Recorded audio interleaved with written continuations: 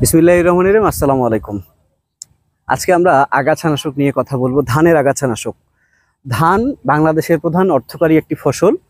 এই ধানের যদি আপনারা লাগানোর পরে সবথেকে প্রথম এবং গুরুত্বপূর্ণ সমস্যা হিসাব করেন, তাহলে সেটা কিন্তু আপনার এই ধানের জমির আগাছা কিংবা ঘাস।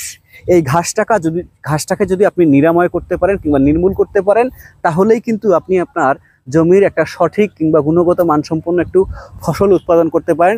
আর যদি ঘাসটাকে নিয়ন্ত্রণ করতে না পারেন, তাহলে কিন্তু আপনার জমির প্রায় 15 থেকে 20 ভাগ ফসল নষ্ট হয়ে যাওয়ার সম্ভাবনা কিংবা ফসলের পরিমাণটা কমে যাওয়ার সম্ভাবনা আছে।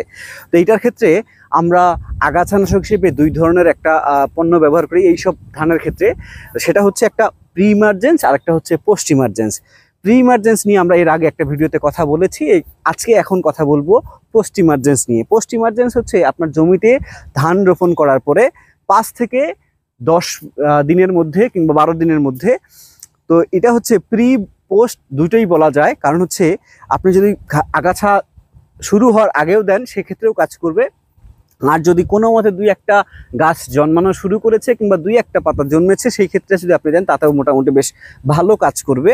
সেটা হচ্ছে আমাদের সুপার মিক্স এসিআই ক্রপ কেয়ারের অন্যতম একটি আগাছানাশক। এটা আপনার বিঘা প্রতি প্রয়োজন হবে 100 গ্রাম। এই 100 গ্রাম যদি আপনার জমিতে আপনি চাইলে ছিটিয়ে দিতে পারেন কিংবা স্প্রে করতে পারেন। আর ছিটিয়ে দেওয়ার ক্ষেত্রে অবশ্যই সার, ছাই কিংবা বালু এগুলোর সঙ্গে মিশিয়ে কিন্তু আপনি আপনার জমিতে অবশ্যই ব্যবহার করতে পারেন। যদি এরকম করতে পারেন, তাহলে আশা করছি আপনার জমিতে 5 থেকে 10 দিনের মধ্যে যদি আপনি ব্যবহার করেন, সেক্ষেত্রে কিন্তু আপনার জমির আগাছাগুলো মোটামুটি আশা করা যাচ্ছে সম্পূর্ণভাবে নির্মূল করা সম্ভব বলে এটা আমার মনে হয়।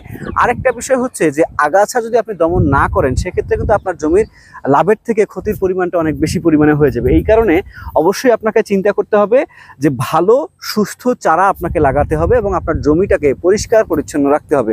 জমি যদি আপনার পরিষ্কার পরিচ্ছন্ন রাখেন, তাহলে সেক্ষেত্রে আপনার জমিতে পরবর্তীতে ঘাসটা বড় হয়ে কিংবা আগাছাটা বড় হয়ে সেখানে পোকামাকড়ের আবাসস্থল তৈরি হবে না। পাশাপাশি আপনার জমিতে পোকামাকড় আক্রমণ না করার কারণে কীটনাশক কিংবা বালাইনাশকের ক্ষতির পরিমাণটা কম হয়ে যাবে এবং আপনার জমিটা পরিষ্কার থাকার কারণে ফলনটা সুন্দর হবে এবং মাটির থেকে যে প্রাকৃতিকভাবে খাবারটা গাছগুলো পায় এবং আপনি যেগুলো খাবার হিসেবে গাছকে দিবেন, আপনার জমিতে ছিটিয়ে দিবেন বা স্প্রে করবেন, সেগুলো থেকেও সঠিক পরিমাণে খাবারগুলো ধান গাছ পাওয়ার কারণে সঠিকভাবে আপনাকে ফসল দিবে, গাছ থাকবে মজবুত সুন্দর।